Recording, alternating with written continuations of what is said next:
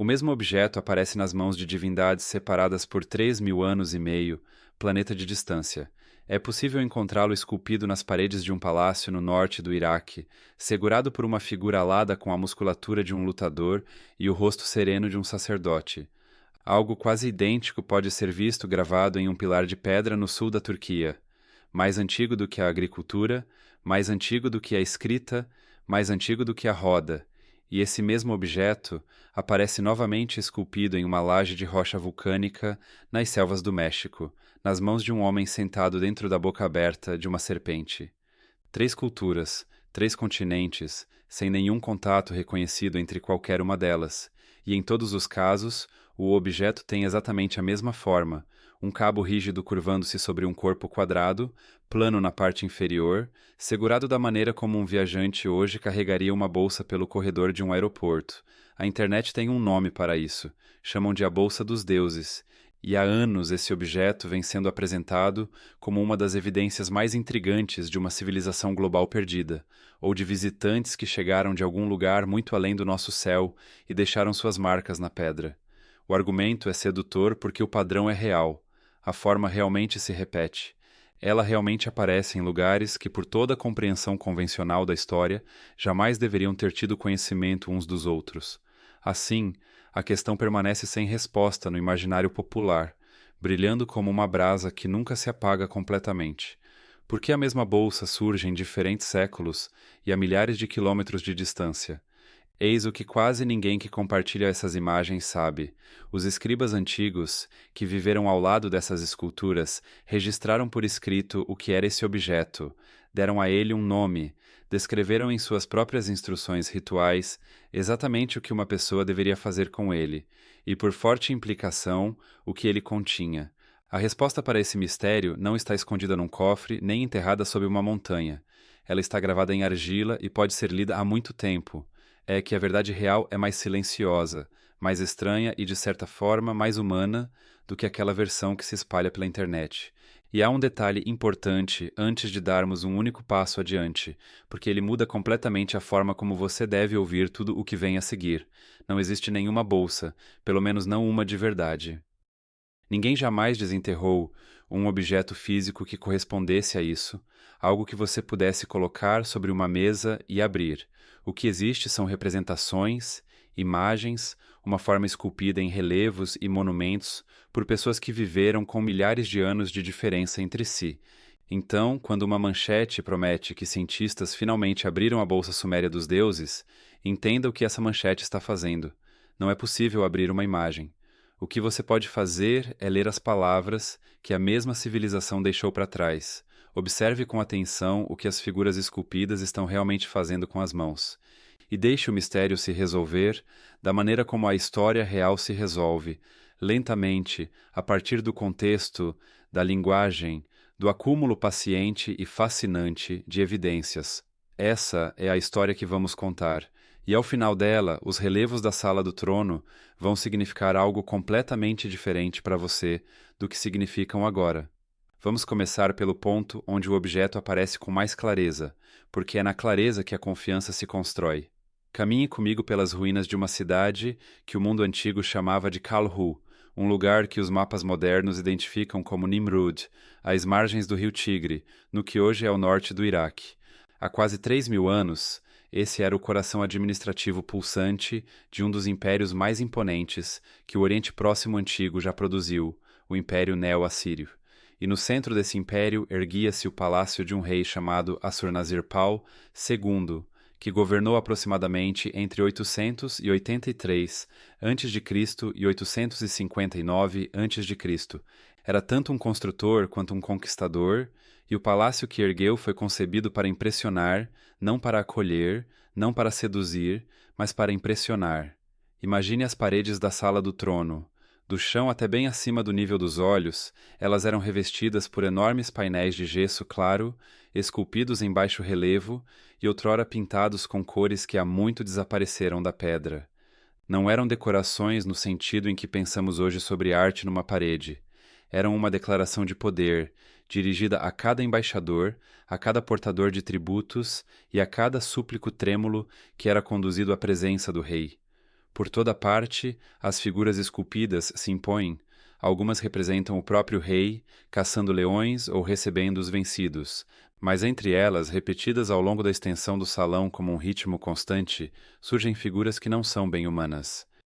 Possuem corpos de homens poderosos, de ombros largos, esculturais, vestidos com mantos franjeados e enfeitados e pesadas pulseiras, e erguendo-se de suas costas há grandes asas emplumadas, arqueadas e detalhadas até a última barba de pena. Algumas têm cabeças de homens coroadas com tiaras com chifres, o antigo símbolo da divindade. Outras, ainda mais desconcertantes, têm cabeças de aves de rapina, bicos curvos e olhos redondos e fixos voltados para nada e para tudo ao mesmo tempo. Esses seres tinham um nome no mundo que os criou. Eram chamados de Apkallu.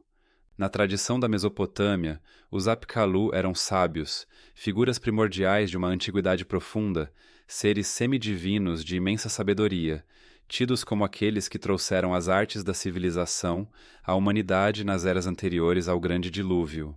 Nestas paredes do palácio, eles atuam como guardiões, espíritos protetores, cercam o rei como um muro de santidade, afastando o mal, purificando o espaço e mantendo o perigo longe do frágil ser humano que estava no centro do império.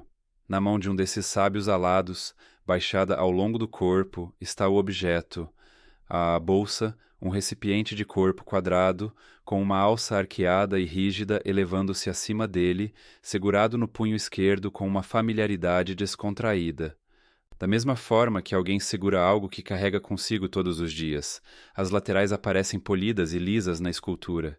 As proporções são tão precisas, tão intencionais, que um olhar moderno desliza imediatamente para o reconhecimento. Parece algo que você poderia encontrar à venda em qualquer loja. Essa única coincidência visual, a de que um espírito assírio de 30 mil anos parece carregar uma bolsa de grife, é exatamente o gancho que gerou milhares de vídeos e milhões de comentários, porque a mente simplesmente não consegue resistir. Você enxerga uma bolsa e o seu cérebro a registra como bolsa. E assim que vira bolsa, a pergunta surge sozinha. O que um deus está fazendo carregando bagagem e o que ele teria colocado lá dentro? Mas olhe de novo. E desta vez não olhe para a mão esquerda. Observe o que essa mesma figura faz com a direita. Porque a mão direita também segura algo, e quase ninguém jamais percebe isso. Erguido à altura do peito da figura, ou ainda mais alto, há um pequeno objeto com uma forma que lembra levemente uma pinha. E ele não está simplesmente sendo segurado. Está sendo estendido, oferecido, direcionado para algo. A figura está posicionada ao lado de uma estrutura estranha e bela, estilizada, feita de galhos entrelaçados e palmetas, que os estudiosos chamam de árvore sagrada. O sábio alado alcança essa árvore com a pinha na mão direita, enquanto a bolsa aguarda ao seu lado, na mão esquerda. Esse gesto, esse emparelhamento das duas mãos, é a chave de tudo nesse mistério. E vamos voltar a ele, porque é justamente esse detalhe que desfaz silenciosamente tudo o que parecia certo. Por ora, deixe o sábio exatamente onde ele está. Os olhos podem percorrer o restante do ambiente, porque a sala do trono em Nimrud não era uma escultura isolada, mas uma verdadeira procissão delas. Painel após painel, parede após parede, as figuras aladas se repetindo como batidas de um coração ao longo de todo o comprimento do salão. Se você tivesse entrado naquele espaço no século IX, antes da Era Comum, não teria visto um museu. Teria visto uma máquina construída de pedra e crença, projetada para provocar algo em quem ali adentrasse. Os relevos ficavam na altura dos olhos, e acima deles, esculpidos em placas de gesso claro que percorriam a base das paredes. E todo visitante, todo embaixador, todo portador de tributos, todo governador convocado para prestar contas, havia de cruzar esse corredor de guardiões antes de chegar ao homem sentado no trono. A mensagem não era sutil. E não havia intenção de que fosse. Você está entrando em um espaço protegido por seres mais antigos do que os avós dos seus avós, divindades. Comporte-se à altura disso. E o rei no centro de tudo tinha um nome, e esse nome importa. Ele era Assurnazirpal II, e governou o Império Assírio de aproximadamente 883 até 859 antes da Era Comum. Um período de cerca de um quarto de século no qual fez duas coisas de forma obsessiva.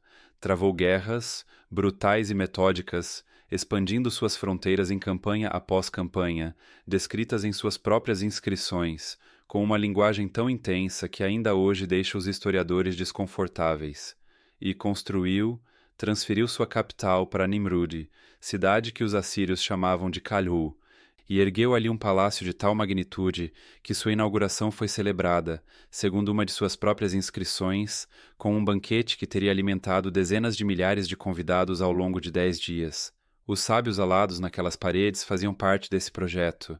Não eram decoração da forma como hoje penduramos um quadro. Eles tinham uma função. Os Opalu trabalhavam a cada hora de cada dia, independentemente de haver alguém no ambiente ou não, porque aqui está o que se perde quando a internet recorta a imagem e mostra apenas a bolsa.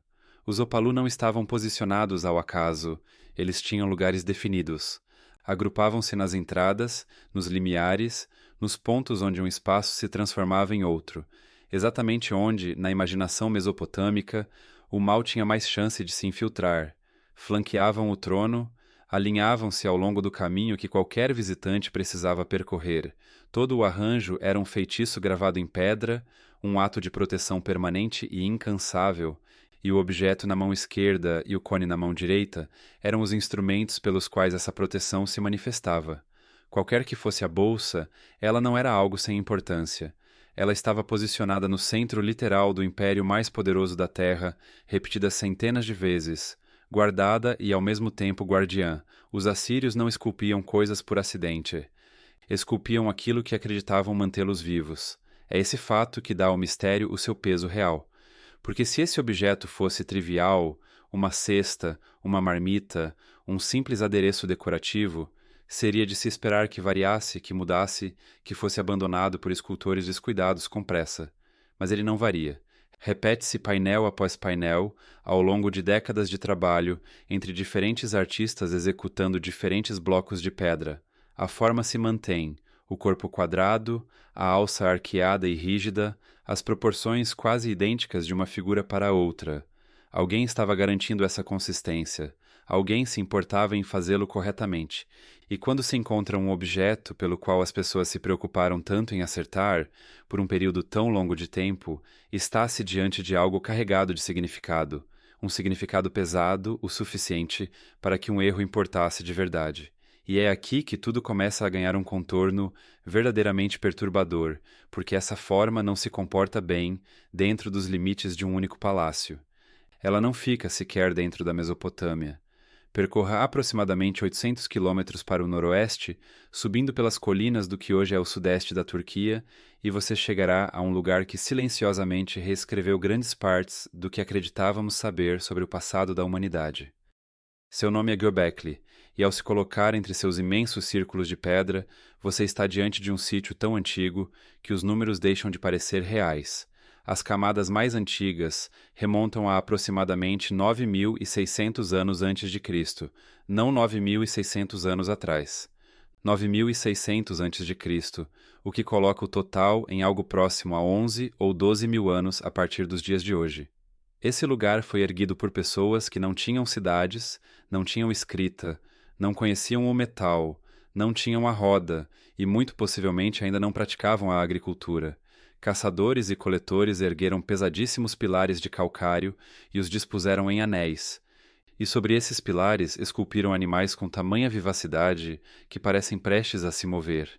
Em um desses pilares, catalogado pelos pesquisadores como Pilar 43, e às vezes chamado de Pedra dos Abutres, as figuras se aglomeram numa composição densa e deliberada. Há abutres de asas abertas, há um escorpião com a cauda retesada, há serpentes, pássaros e formas sobre as quais os estudiosos ainda debatem.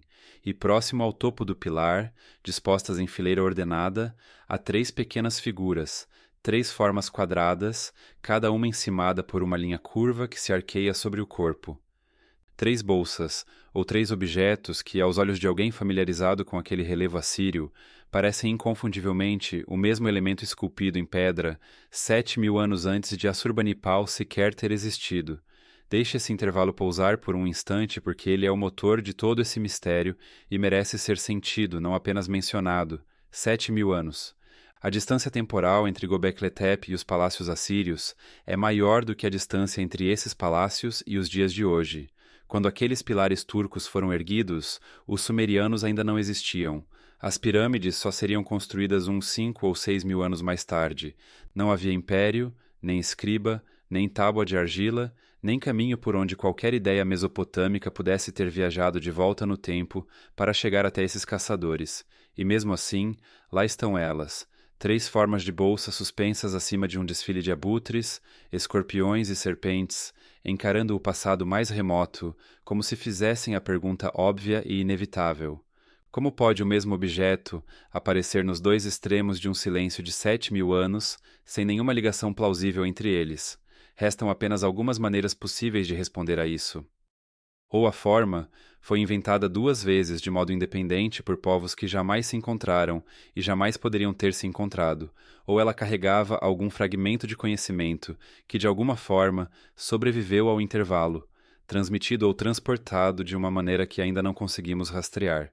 E é precisamente nesse espaço estreito e desconfortável, entre essas 2 possibilidades, que as teorias mais ousadas criam raízes e começam a florescer. Porque se você já concluiu que a coincidência é impossível, então algo muito mais dramático precisa ser verdade. E a forma ainda não havia terminado sua jornada. Havia mais um percurso a cumprir, e esse atravessou um oceano, porque o próximo lugar onde ela reaparece não fica no Oriente Próximo, fica do outro lado do planeta, nas planícies úmidas do que hoje é o estado mexicano de Tabasco, num sítio chamado La Venta. Esse era um centro ou Meca, a cultura que os arqueólogos frequentemente descrevem como a civilização mãe da Mesoamérica, o povo que existiu antes dos maias e dos astecas e que deixou para trás aquelas cabeças colossais de basalto, com seus olhos pesados e lábios pronunciados. A civilização de Lventa floresceu em algum momento entre cerca de 1.200 e 400 anos antes da Era Comum, o que a coloca, ao menos em parte, na mesma janela temporal ampla dos palácios assírios, do outro lado do mundo. E entre as pedras esculpidas que o povo Olm deixou para trás, há uma que paralisa qualquer pesquisador das bolsas sagradas no instante em que a vê. Ela é catalogada como monumento 19.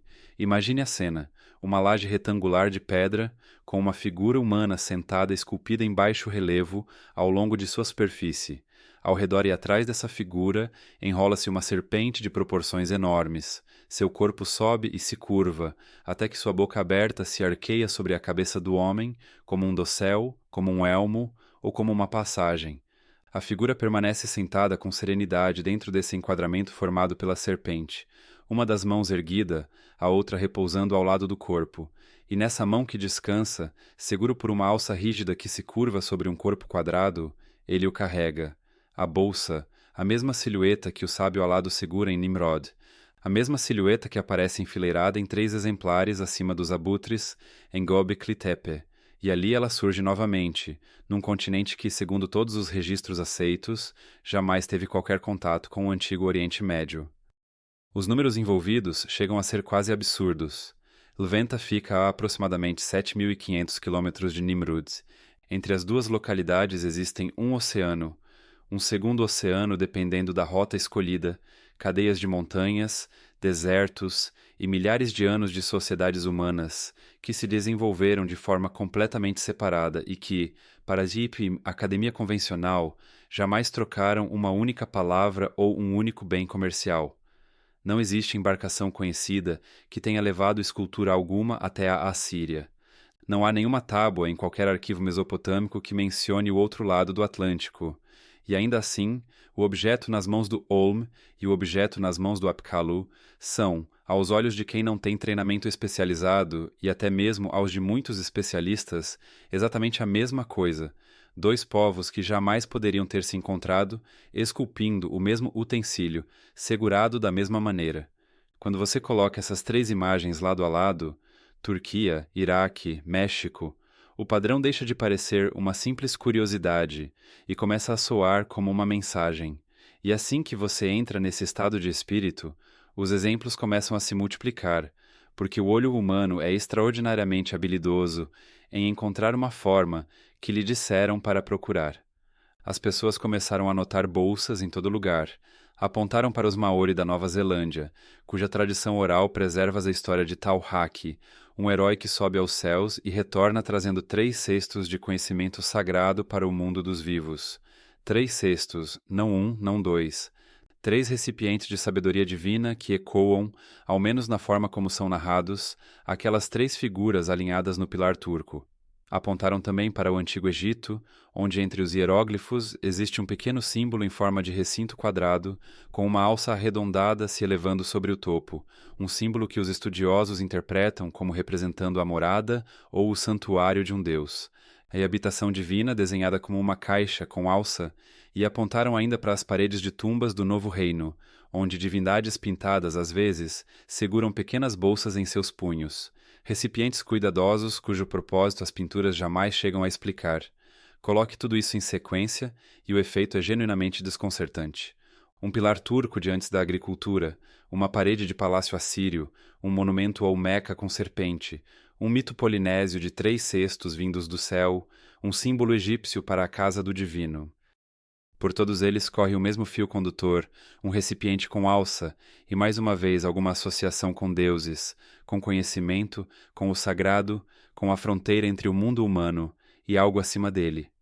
É muito difícil, depois de ter enxergado essa sequência, conseguir fazer com que ela desapareça dos seus olhos, e é exatamente essa dificuldade, essa resistência quase física a chamar tudo de coincidência, que dá às explicações mais espetaculares o seu poder.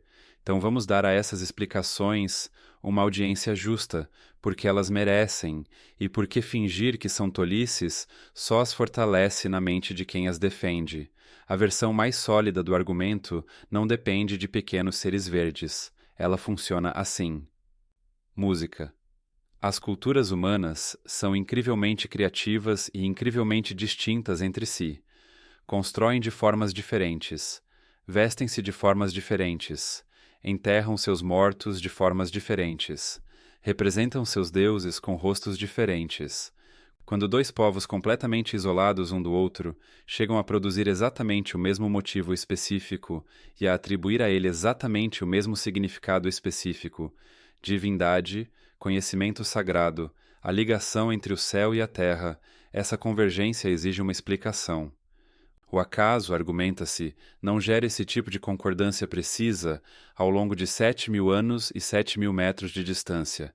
Algo precisa conectá-los, ou uma única civilização perdida, mais antiga que todas as outras, que espalhou seus símbolos pelo globo antes de desaparecer sem deixar rastro, ou visitantes vindos de um lugar completamente diferente, lembrados por testemunhas atônitas e maravilhadas, que esculpiram o que viram da melhor forma que conseguiram.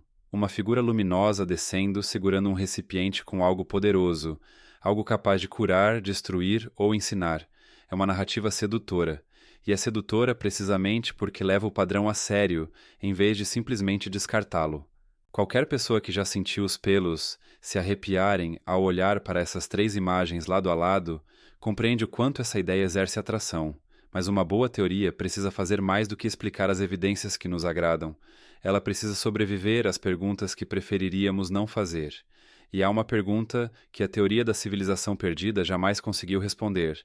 Uma pergunta tão simples que tende a se perder sob o drama dos oceanos e dos milênios. Se uma única civilização global já abrangeu toda a Terra, ensinando cada cultura o mesmo símbolo sagrado, porque a bolsa é quase a única coisa que todas elas compartilham. Onde está o alfabeto comum? Onde está a unidade de medida compartilhada? A técnica de construção idêntica, o calendário correspondente, as palavras solitárias que sangram de um idioma para outro, do jeito que o contato real sempre deixa rastros. A troca cultural de verdade é confusa e abundante. Quando os povos realmente se encontram, eles negociam muito mais do que uma única silhueta. Eles trocam colheitas e doenças e palavrões e deuses às dúzias. Uma civilização ensinante de alcance mundial que deixou para trás exatamente uma caixa com alça e mais nada não é uma civilização. É uma forma. E as formas, como se descobre, têm um jeito de serem inventadas repetidamente por pessoas que nunca se conheceram, por razões que são quase embaraçosamente comuns. Para entender o motivo, precisamos parar de fixar o olhar na bolsa em si e olhar finalmente para o que está na outra mão. Porque é na outra mão que todo o mistério se desfaz em silêncio. Durante décadas, a conversa ficou obcecada com a caixa, a alça, a base plana, o quadrado polido. Quase ninguém falava sobre o que as figuras aladas faziam com a mão livre. E uma vez que você percebe isso, não consegue mais deixar de ver. Em relevo após relevo, ao longo das paredes dos palácios assírios, o apical não está simplesmente carregando o balde. Ele está estendendo a mão em direção à árvore sagrada ou ao rei, com um pequeno objeto pinçado entre os dedos. À primeira vista parece uma pinha. Está erguido, inclinado, posicionado com exatamente o gesto de alguém prestes a lançar líquido pelo ar. Esse objeto também tem um nome.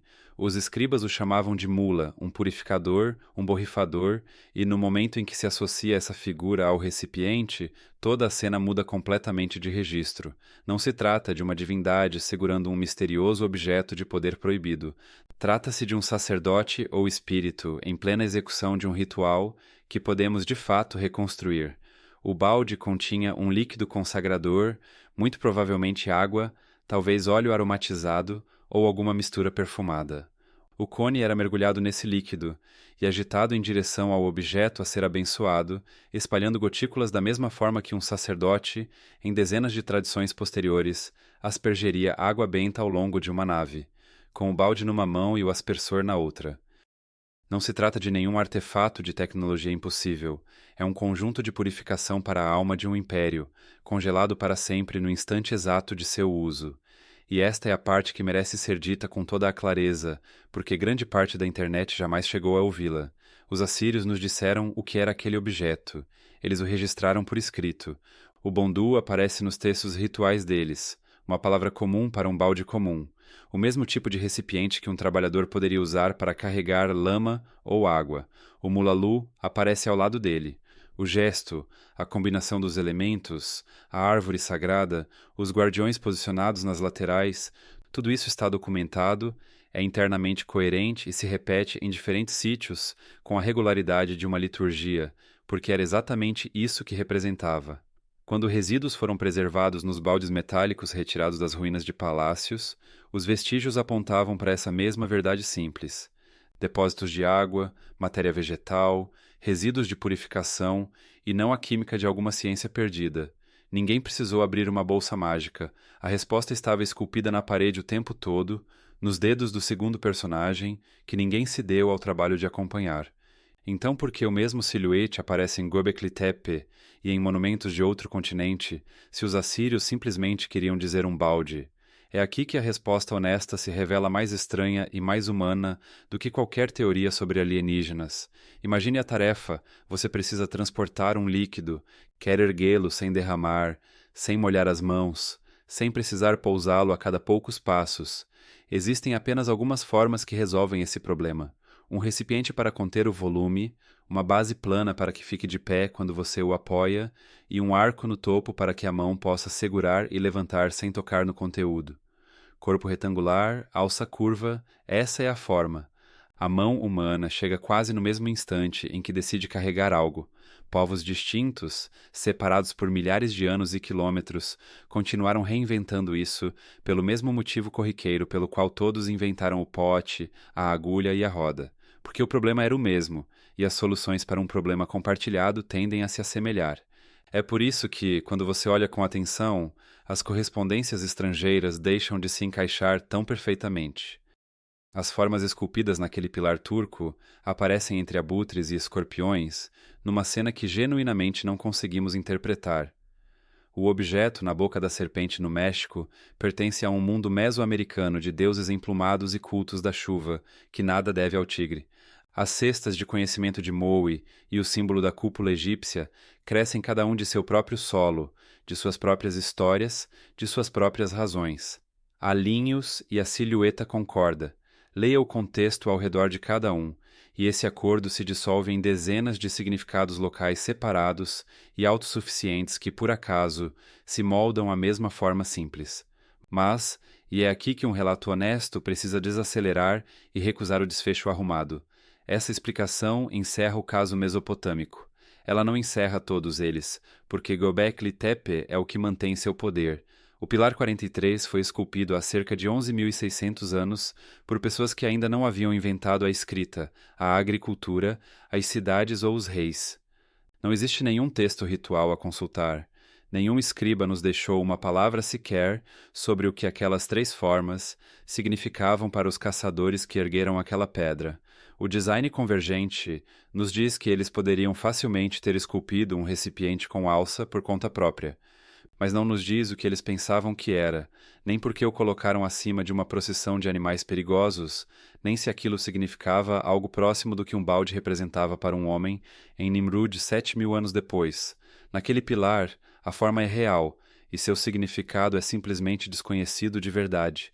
Uma investigação honesta precisa deixar isso assim, sem resolução, em vez de disfarçar uma ausência como se fosse uma resposta.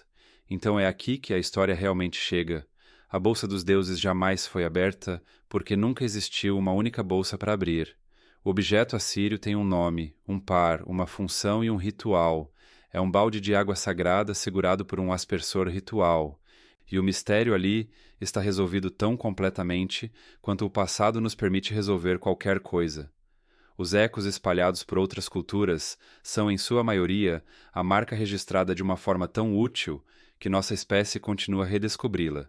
E por baixo de tudo isso, existe uma porta genuinamente aberta numa colina na Turquia, mais antiga que a própria história, recusando-se a se explicar.